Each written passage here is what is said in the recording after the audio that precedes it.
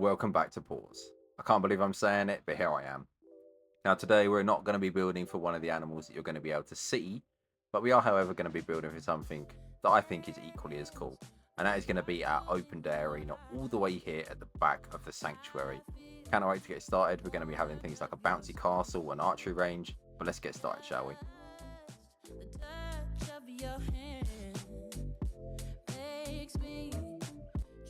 What is up, everybody? My name is Blob, and welcome back to Pause. That's right, we're back after months and months of this place being missing.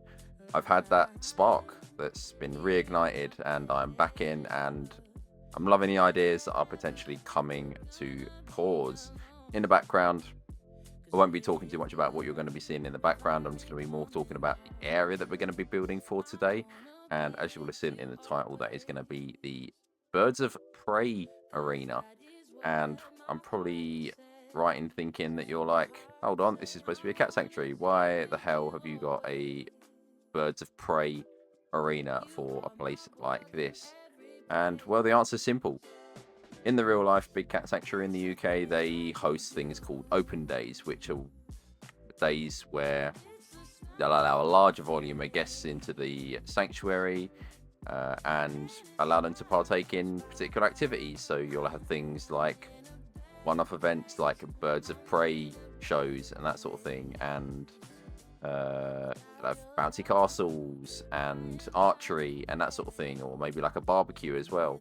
Just something to sort of help the sanctuary raise a little bit of money, and obviously get people aware of the big cats and aware of the work that the big cat sanctuary does as well. So this is something I had planned from day one of the sanctuary. I was like, I definitely want to have something similar, a area where they can host these events. And while it isn't a permanent fixture to the sanctuary, so this isn't going to be like an impressive birds of prey arena. It's not going to be like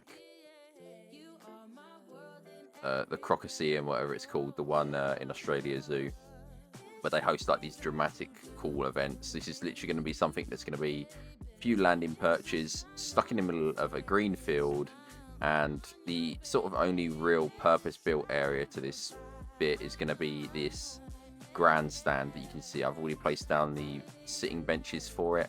I just need to build the actual grandstand around that, but you'll see that later on in this video. What I'm working on just now is sort of there's going to be a gap between the pathing, the seating, and then where the actual field and the arena is going to be based. So this is going to be like a sandy area with some stones, very minimal foliage, and then we're going to be whacking some screens up, because obviously if you'll have like maybe a smaller bird that is going to be taking part, so maybe like a barn owl, they're obviously not as large, or like a peregrine falcon, they're not as large. There's something else that might be taking part in the show. Obviously, I know sometimes things like condors can be used in birds of prey shows. Whether that's something that we would want here, God knows. I haven't thought that much into it. But I was sort of looking at common birds of prey that are used for these types of shows, and the peregrine falcon, or like falcons, are typically used. You would normally have like an owl of some description as well. I know some places obviously bring out things like secretary birds, and they'll have them like wandering around, and they'll have them play with like a rubber snake to exhibit their stamping behaviors that they have. But like I say, I haven't really given much thought about that side of things.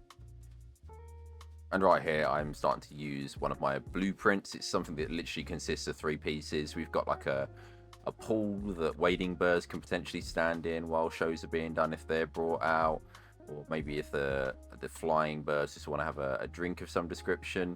But then you've also got these 2 platforms. Sorry, you've got like a flat platform that whoever's hosting the show could put a little bit of food on there.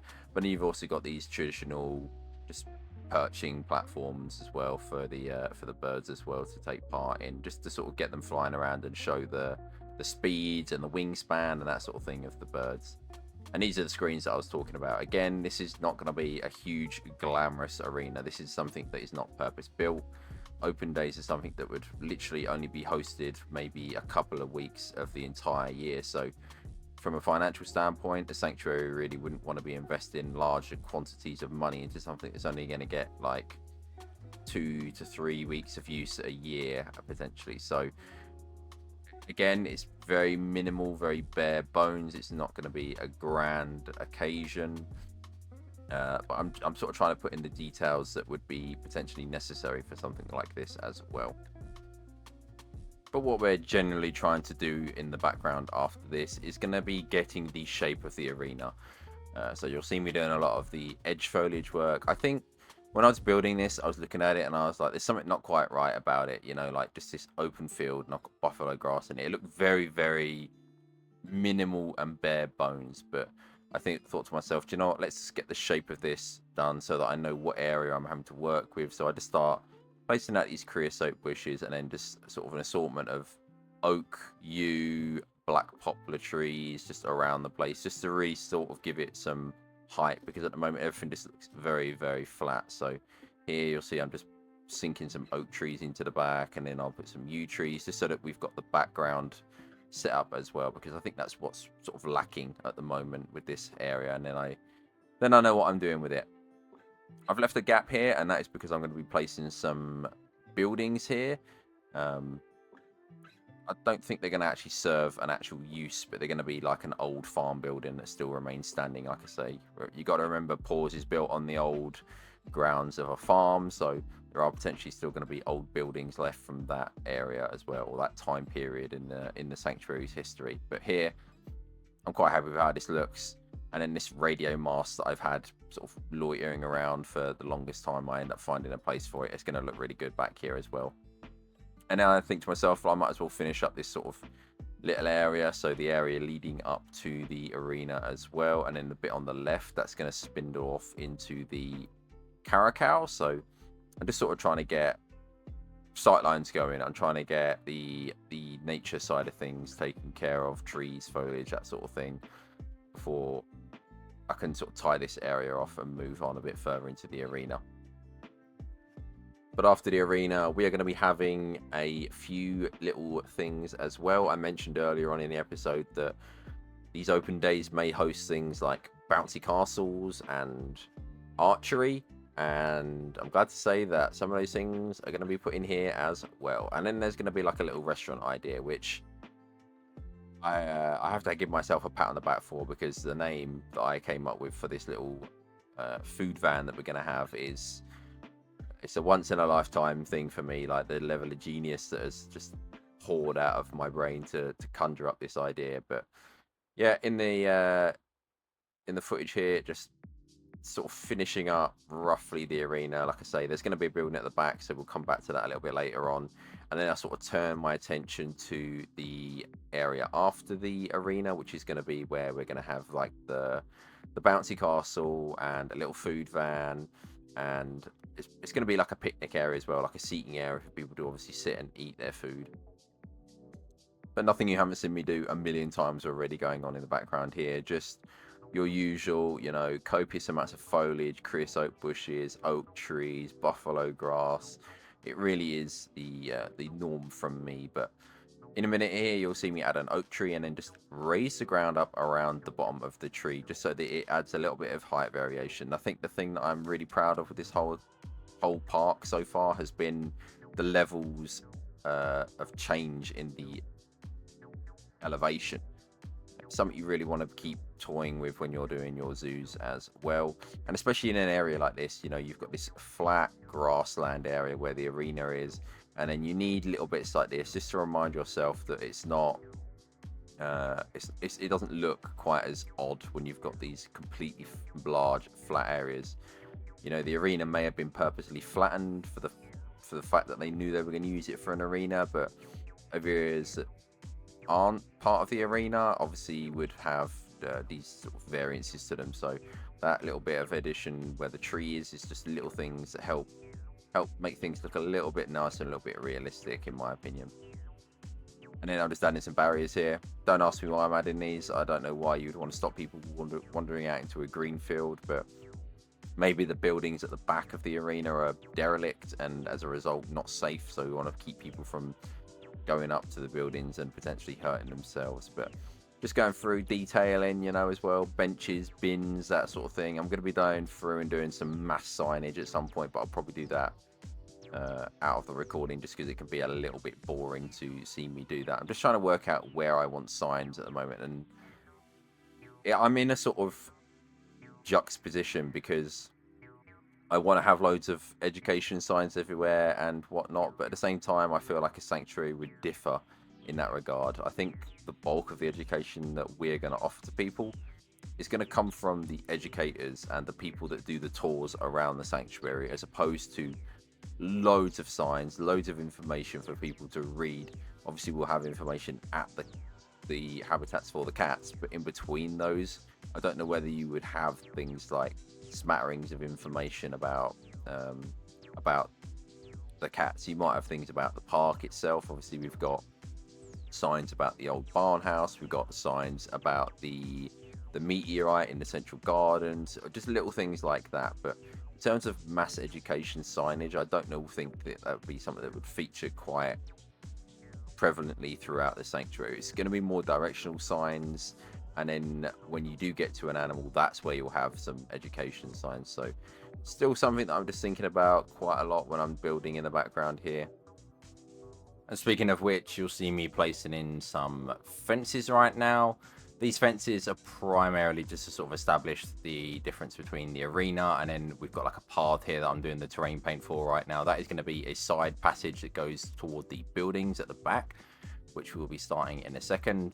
And then I'm just adding some little details. So we've got like the decal pieces to pretend that there's like muddy tire tracks, and then I'm just digging out this area back here. And I knew going into this what I wanted to do. I wanted them to be sort of 3 meshed, I don't want to say like cages or holding cells or whatever like term you would perhaps use for these, but I want them to look like they had a purpose that probably is no longer fulfilled anymore. Like I say, maybe if there were bird shows going on here, that this could be temporary holding for them in the meantime, so that in between birds being shown, they had somewhere to quickly put them and then get another bird out, so that guests won't get waiting around for long periods of time. But I end up doing something a little bit different with this as well. I end up doing like a staggered look to the buildings as well, so they drop down in tiers and then they sort of like sink back a little bit.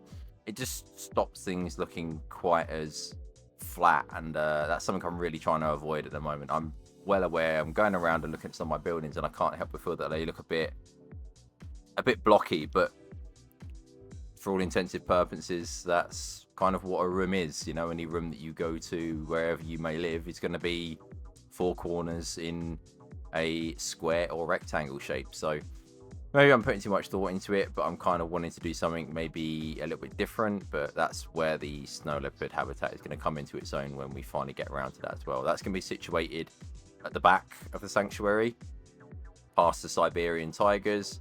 And then the snow leopards will have their own little heaven that I'm gonna be working on hopefully soon.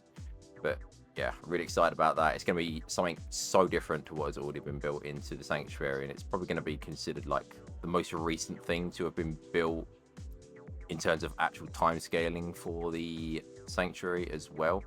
But here I've just finished one of the cells. God, it feels so weird calling it a cell, but I finished one of these holding cells, and then as you can see here, I just sort of like sink it down a little bit and then move it back a little bit, and then I go along and do the concrete work with it and then raise that down as well into like different tiers. Like I say, it just keeps things looking a little bit different. You don't want things looking all, like I said earlier, you know, like we've got the big green flat field. I'm trying to incorporate elements of elevation tucked away, even if this is a little nook and cranny that no one will ever go down toward, because obviously there's no pathing there. You know, it just keeps things looking a little bit fresh and a little bit different for me. But yeah, really happy with how it turned out. We ended up using these concrete panel pieces. The panel pieces are so good in this game. I'm so glad when they added them to the game, and I've been using them copiously ever since that they were added. And then just going with like a sort of the usual very dark greys. It's very much a blob color, I feel like, the dark grey.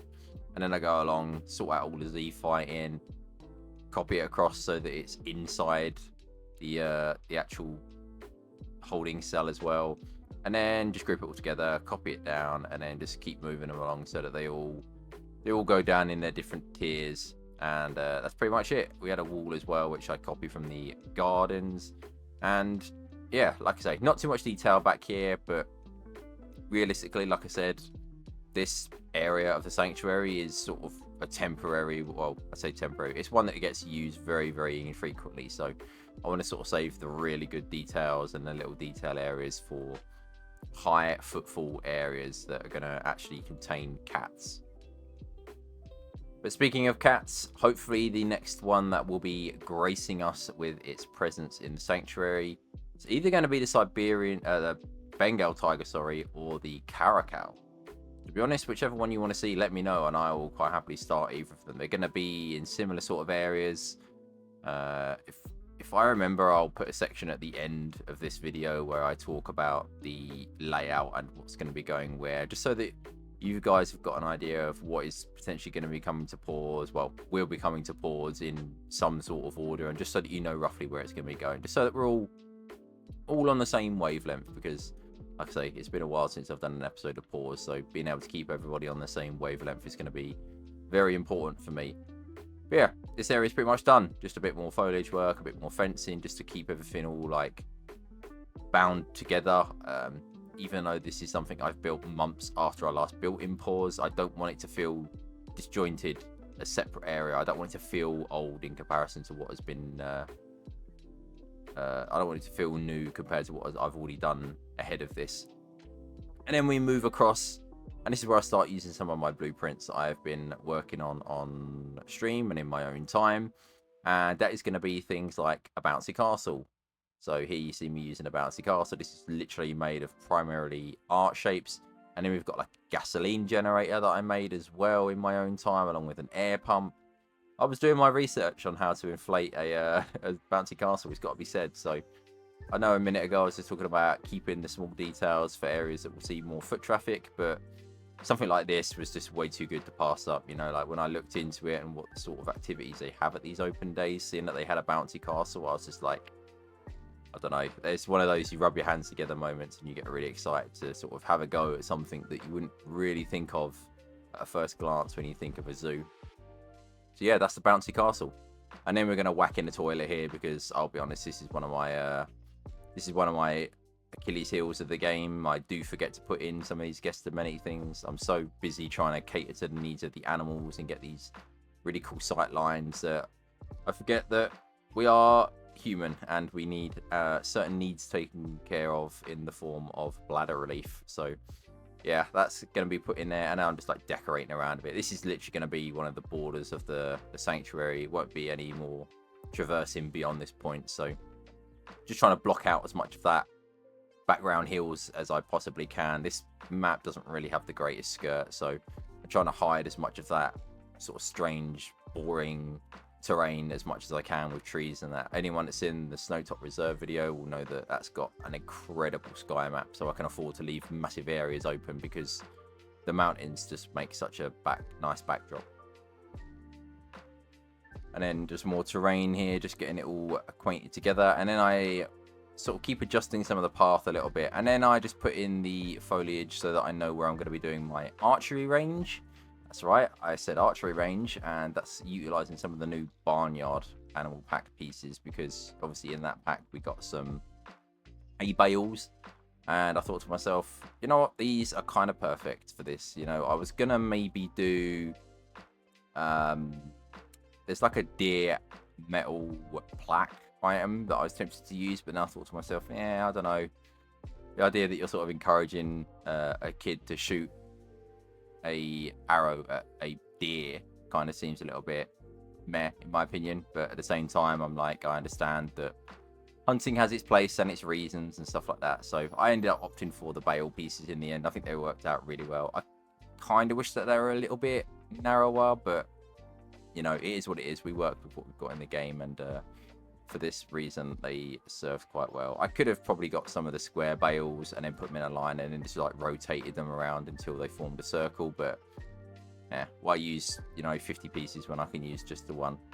I go through and put these tree stands in as well. These are going to be holders for the arrows, and then here we are with our old friend the archer. Now Anyone that isn't acquainted with the history of Planet Zoo and Planet Coaster will know that the Angry Archer has been a piece used to get an idea of scale in the game. So if you're trying to build a fence, plop down your Angry Archer and you can get an idea of how big the guests and the staff are in the game. But I thought, you know what? It's about time that the Angry Archer had a second use in the game. And that was so that I could steal his bow and his arrows. So I understand I probably could have made some better looking arrows using things like the hot wire pieces that people use for hot wire, the cables or whatever they're called, the ceiling cables. But I thought to myself, do you know what? Let's stick true to this absolutely timeless piece of workshop history and have the arrows and the bow from the archer, the Angry Archer there. And then here I'm just putting in the bales, like I said before, putting some logs either side. These are round objects, so the reality is that they may potentially roll away in higher winds, so the logs are there just to keep them in place. And then we just add some more of these pieces from the archer's arrow set just to put them into the hay bales themselves, and then we just mark out a bullseye target as well. I had so much fun building this area. You know, I was talking before that the reason that P.A.W.S took a hiatus was because I felt a little bit restricted in what I was doing. Just building for cats all the time did feel very restricting, but areas like this really breathe a breath of fresh air into what you're doing when you are building for the same animal or the same type of animal, or you are getting a little bit stale of things. Like, they really are a breath of fresh air. Just actually using your brain, trying to use pieces outside of their normal scope to create these different objects. And here we are. This is going to be the last build for this episode, and it's going to be the grandstand. So this is where the guests are going to be sitting when they're watching these shows, and I didn't want to go with anything too grand. I know the irony in it being called a grandstand, and I want it to be really kind of cheap and tacky, but for the same reason that everything else here looks kind of slapped together, is because this is a temporary area. It has minimal use in the year. The sanctuary has no reason to be investing large quantities of money into something that will only get used minimally across the space of a year. So it's going to be very bare bones, but that's kind of the purpose of it, you know, like from a financial standpoint, it just doesn't make sense. But regardless of that, it was really fun to make. I haven't really made too many things like this. I made a indoor one for Snowtop Reserve for the otters, but that's a lot smaller scale. It was embedded underground, whereas this one's out in the open, much more. This one's much more bigger and much more higher in scale. There's that other one.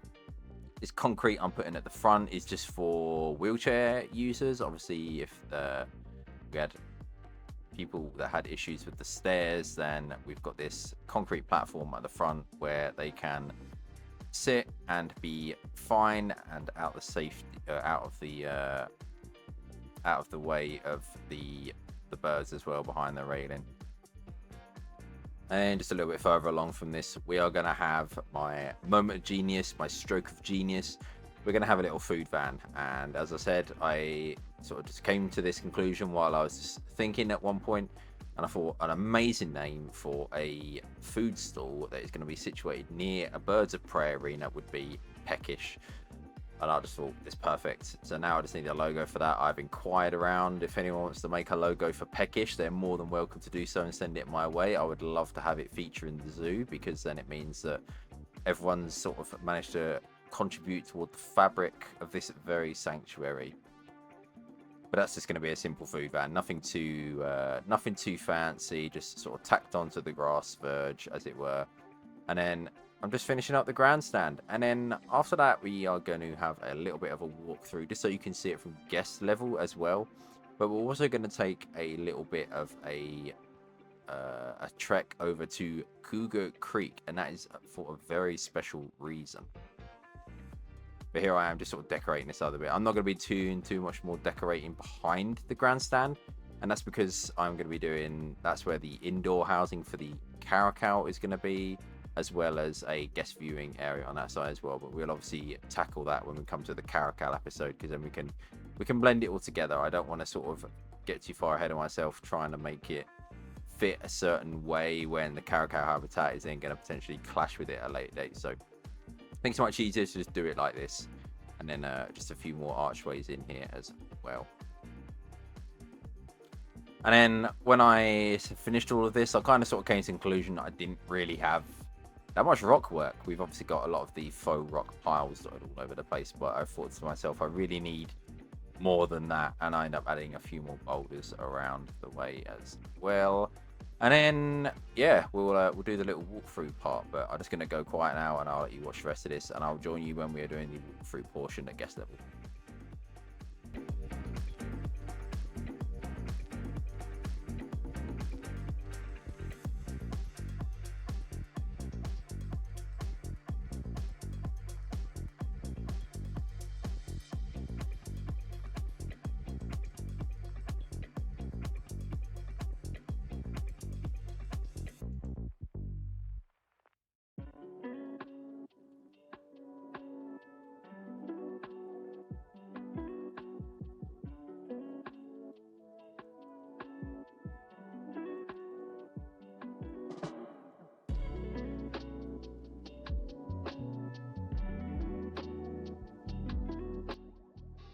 And here we are down at guest level, and the area is pretty much complete.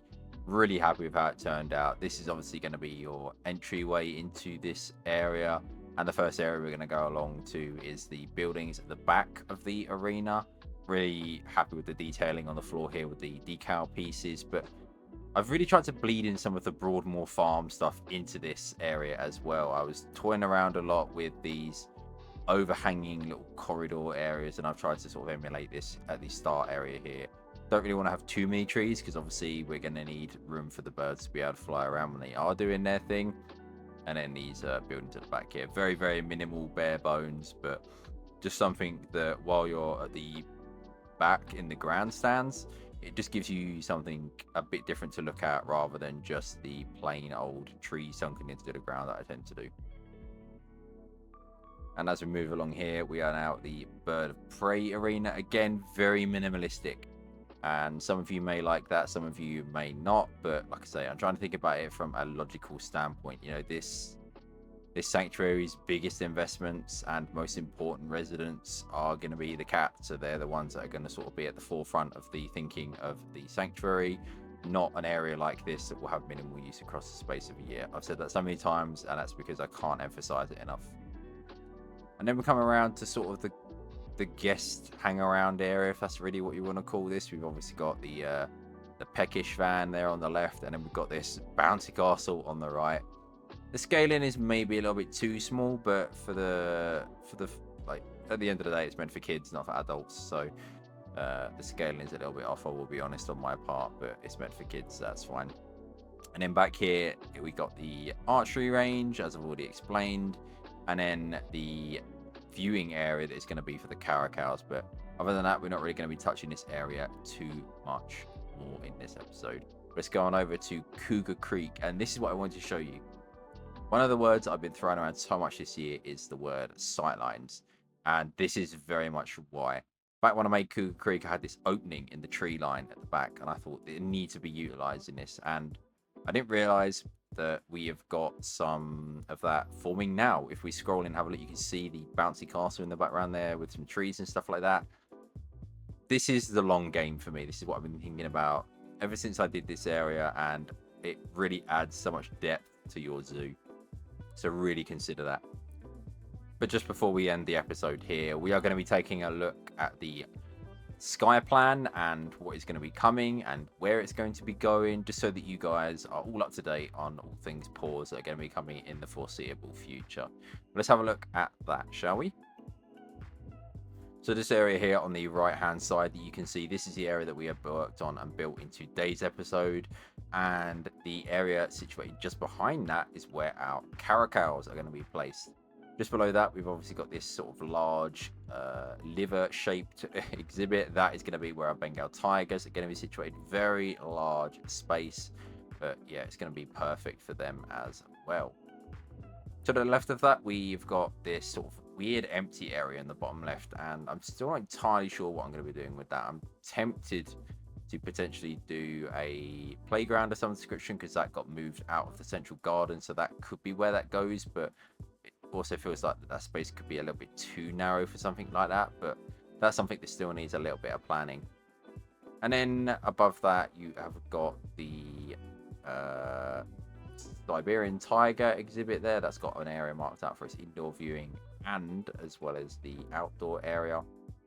And then where that little snake of sand on the floor goes, that is going to be where our snow leopard house is going to be. So that's it. That is our 4 remaining cats planned for. And yeah, I'm excited. I'm excited to keep going with this. Still got this area, like I say, on the left. So if there's anything you can think of that would be suited for this sanctuary, let me know. Sorry, we've already got like a gift shop, a restaurant. We've got tours. That's something that I'm now placing in the sanctuary as well. But if there's something that I've missed that you think would be a really cool addition, let me know, and I will look at getting it into the sanctuary in some capacity. But thank you so much for watching. Peace out. I love you all. Bye bye.